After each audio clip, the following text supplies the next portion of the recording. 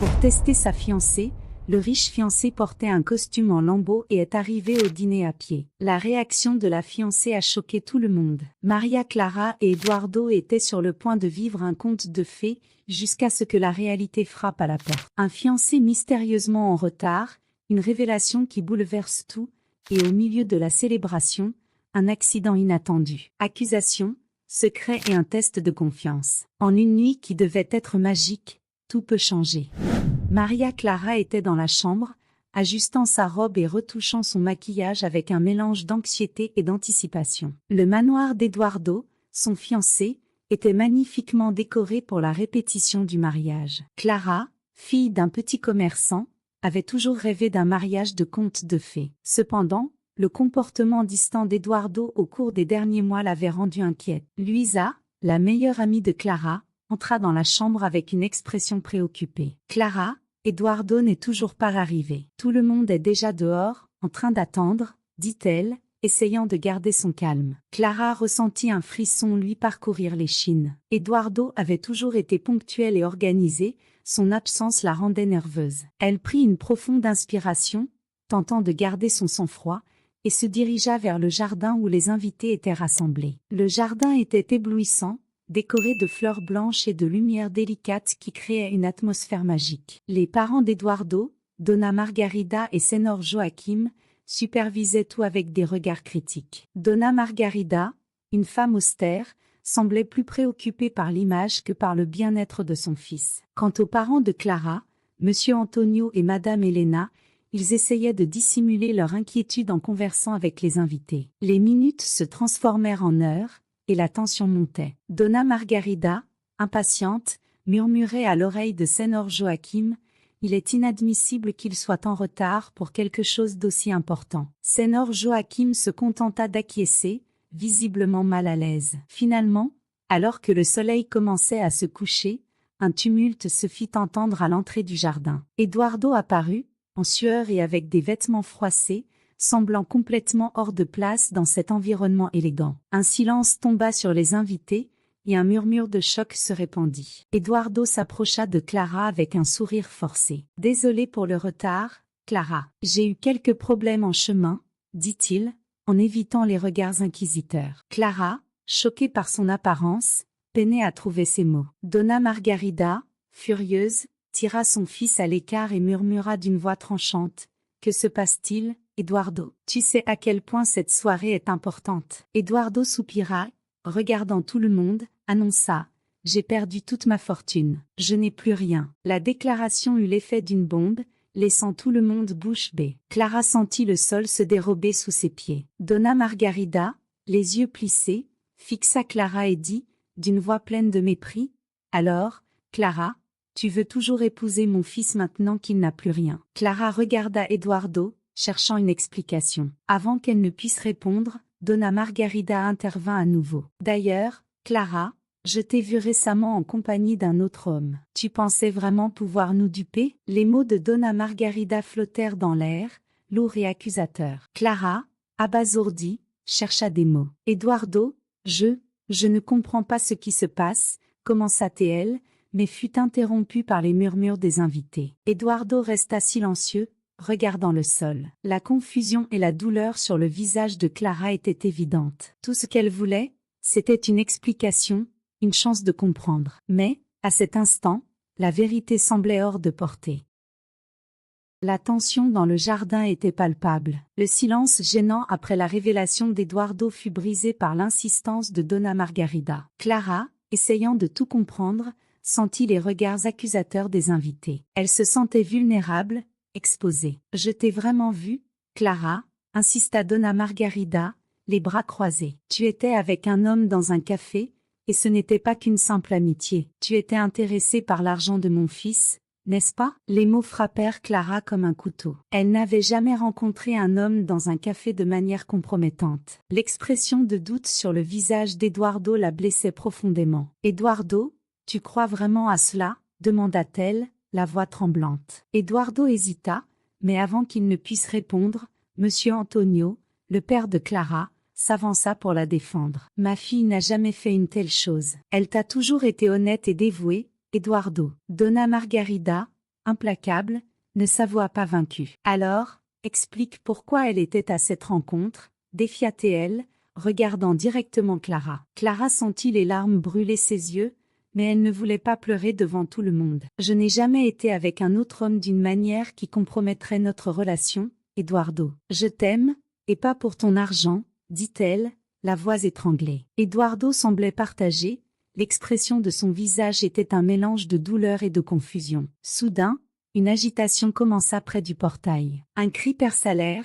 Les parents de la mariée ont eu un accident. Appelez une ambulance. La panique se propagea rapidement. Clara, sous le choc, courut vers le portail, où elle vit ses parents être retirés d'une voiture accidentée. Donna Elena était inconsciente, avec une coupure à la tête, et Monsieur Antonio était coincé dans son siège, gémissant de douleur. Eduardo se précipita pour aider, essayant de calmer Clara, qui était en pleurs. L'ambulance arriva rapidement, et les ambulanciers commencèrent à s'occuper des blessés. Clara, en état de choc, suivit les ambulanciers jusqu'à l'ambulance. Elle avait du mal à croire à ce qui se passait, le jour qui devait être l'un des plus heureux de sa vie se transformait en cauchemar. Eduardo et ses parents restèrent en arrière, observant tandis que Clara et ses parents étaient emmenés à l'hôpital. Donna Margarida, avec une expression grave, murmura pour elle-même, « Maintenant, nous verrons qui compte vraiment pour lui. » À l'hôpital, Clara s'assit dans la salle d'attente, tremblante de peur et d'inquiétude. Eduardo arriva peu après,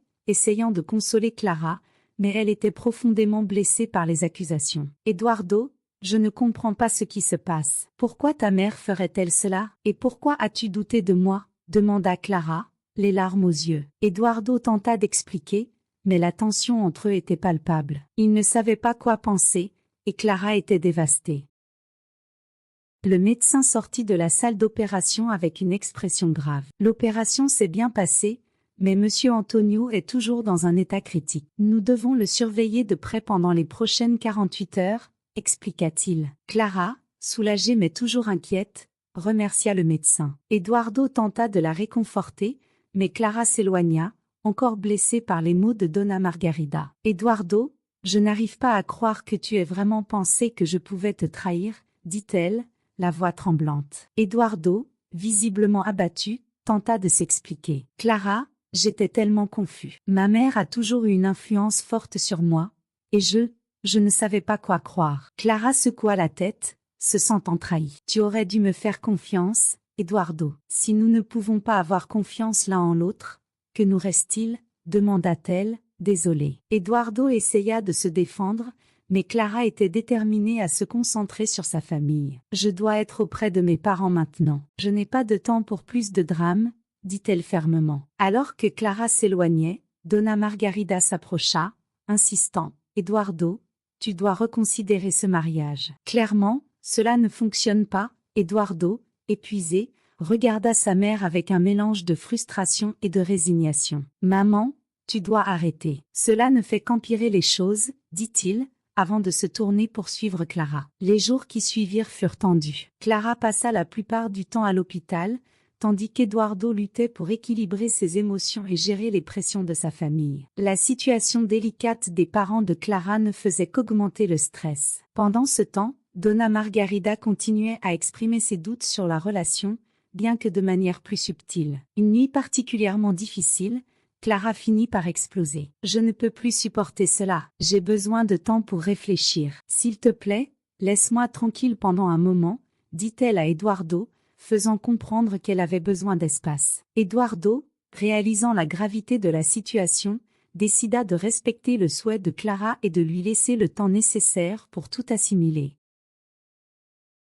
Un soir, alors qu'Eduardo errait dans le manoir, incapable de dormir, il entendit une conversation venant du bureau de ses parents. S'approchant, il reconnut la voix de sa mère. « Joachim, je savais que si Eduardo pensait qu'il n'avait plus d'argent, il verrait la vraie nature de Clara. Je voulais juste le protéger. » Eduardo entra brusquement dans le bureau. « Maman, qu'est-ce que tu as fait? Tu as tout planifié ?» demanda-t-il, incrédule. Donna Margarida tenta de se justifier. « Eduardo, tu ne comprends pas. J'ai fait cela pour ton bien. Clara n'est pas faite pour toi, » dit-elle, essayant de garder son calme. Eduardo, les yeux remplis de colère, répondit. « Tu m'as menti, à tout le monde. Tu as fait passer Clara pour une opportuniste alors que, en réalité, tu manipulais tout. J'aime Clara et, avec ou sans argent, cela ne changera rien. Donna Margarida essaya de répondre, mais Eduardo l'interrompit. Si tu tiens vraiment à mon bonheur, laisse-moi faire mes propres choix, dit-il en sortant du bureau. Eduardo se dirigea vers la maison de Clara, déterminé à lui dire toute la vérité. En arrivant, il vit une voiture garée devant la maison. Un homme en sortit, fit un signe de la main à l'intérieur et monta dans la voiture. Eduardo ressentit une pointe de jalousie, mais décida d'attendre. Clara apparut à la porte, surprise de voir Eduardo. « Que fais-tu ici » demanda-t-elle, avec prudence. Eduardo hésita, mais décida ensuite d'être honnête. « Clara, j'ai tout découvert. Ma mère a manipulé la situation pour que tu paraisses être une opportuniste. Elle a fait en sorte que je perde ma fortune pour te tester, expliqua-t-il, se sentant soulagé de finalement dire la vérité. Clara resta silencieuse, traitant l'information. Finalement, elle parla, d'une voix pleine de douleur. « Alors, tout cela était un test ? Tu as vraiment cru que j'étais avec toi pour ton argent ?» Eduardo tenta de s'approcher, mais elle recula. « Clara, je suis désolée. J'étais confus et je ne savais pas quoi croire. Mais maintenant, je sais que tu es la personne la plus sincère que je connaisse, » dit-il, désespéré qu'elle le pardonne. Clara secoua la tête, luttant contre les larmes. « Je ne sais pas si je peux te faire confiance à nouveau, Eduardo. Tout cela est trop à assimiler, » dit-elle, avant de rentrer chez elle, laissant Eduardo seul dans le froid. Eduardo rentra chez lui, le cœur lourd. Il savait qu'il devait affronter une dernière fois sa mère. En entrant dans le manoir, il trouva Donna Margarida dans le salon. « Maman, nous devons parler, » dit-il fermement. Donna Margarida le regarda, avec un mélange de surprise et de défi. « Eduardo, qu'est-ce qu'il y a maintenant ?» demanda-t-elle, irritée. Eduardo s'assit en face d'elle, les yeux pleins de détermination. « Je sais ce que tu as fait. Tu as manipulé toute la situation pour que Clara paraisse être une opportuniste. Tu as menti sur la fortune et sur tout le reste, » commença-t-il, gardant son calme. Donna Margarida soupira, réalisant qu'il n'y avait plus moyen de s'en sortir. « Je voulais seulement te protéger, Eduardo. Je pensais que Clara n'était pas la bonne personne pour toi, » admit-elle, avec un ton de frustration. Eduardo secoua la tête, déçu. « Cette décision ne te revient pas. J'aime Clara, et elle m'aime. Tu as tout gâché avec tes manipulations, » dit-il, essayant de garder son sang-froid. Donna Margarida tenta de se justifier, mais Eduardo n'était plus disposé à écouter. « Je vais essayer de reconquérir Clara, mais j'ai besoin que tu restes en dehors de tout ça. Tu as déjà causé assez de dégâts, » dit-il, se levant pour partir. Avant de sortir, Donna Margarida fit une dernière tentative. « Eduardo, je voulais seulement ton bonheur. Je pense toujours que Clara n'est pas la bonne pour toi, » dit-elle, avec un regard inquiet. Eduardo s'arrêta à la porte et répondit avec fermeté, « Si tu tiens vraiment à mon bonheur, laisse-moi vivre ma vie. Je vais aller chercher Clara et essayer de réparer tout ça. Et si elle me veut encore, nous recommencerons, sans tes interférences. » Eduardo sortit de la maison, déterminé, laissant sa mère seule avec ses propres réflexions. Il savait que reconquérir Clara ne serait pas facile, mais il était déterminé à essayer.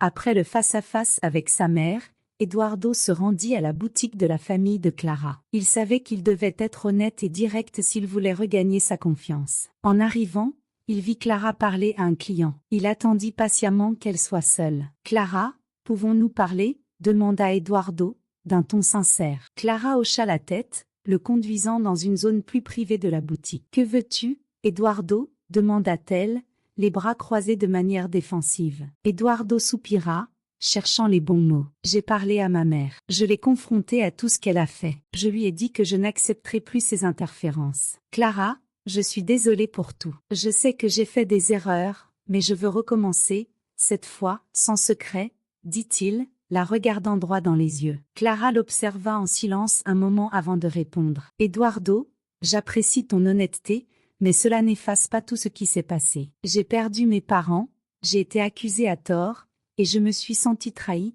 dit-elle, sa voix chargée d'émotion. Eduardo, ressentant le poids de ces mots, répondit, « Je comprends, et je n'attends pas que tu me pardonnes immédiatement. Je veux juste que tu saches que je suis prêt à tout pour regagner ta confiance. Je t'aime, Clara, » et je suis ici pour nous. Clara prit une grande respiration, visiblement émue mais encore méfiant. J'ai besoin de temps, Eduardo, pour tout assimiler et décider ce que je veux. Je ne peux pas simplement oublier ce qui s'est passé, dit-elle, essayant de rester calme. Eduardo hocha la tête, respectant ses sentiments. Je comprends, et je te donnerai tout le temps qu'il te faut. Je veux juste que tu saches que je serai là, si tu as besoin de moi, dit-il, avec un sourire triste, mais sincère. Alors qu'Eduardo s'éloignait, Clara l'appela par son nom. Eduardo, commença-t-elle, hésitante. Merci d'avoir été honnête. Peut-être qu'avec le temps, nous pourrons trouver un moyen de recommencer. Eduardo sourit, soulagé. C'est tout ce que je pouvais espérer. Merci, Clara, répondit-il, avant de quitter la boutique. Dans les jours qui suivirent, Eduardo resta à distance, respectant l'espace de Clara. Peu à peu, ils commencèrent à se voir de manière occasionnelle, parlant de sujets anodins, et finalement, de questions plus profondes. La tension initiale s'estompa, laissant place à une communication plus ouverte et honnête. Enfin, lors d'une soirée paisible, alors qu'ils se promenaient dans le parc, Eduardo s'arrêta et regarda Clara. « Clara, je sais que nous avons eu des problèmes, mais je veux essayer à nouveau. Cette fois, avec honnêteté et respect, dit-il, plein d'espoir. » Clara le regarda dans les yeux, son regard déterminé. « Eduardo, je veux aussi cela. Mais nous devons être honnêtes l'un envers l'autre, toujours. Si nous voulons que cela fonctionne, nous devons avoir confiance l'un en l'autre, répondit-elle, avec un sourire. Ils continuèrent à marcher, main dans la main, prêts à affronter l'avenir ensemble. Ils savaient que ce ne serait pas facile, mais ils étaient prêts à se battre pour l'amour qu'ils partageaient. Sous la douce lumière de la lune, ils donnèrent une nouvelle chance à l'amour, prêts à réécrire leur histoire.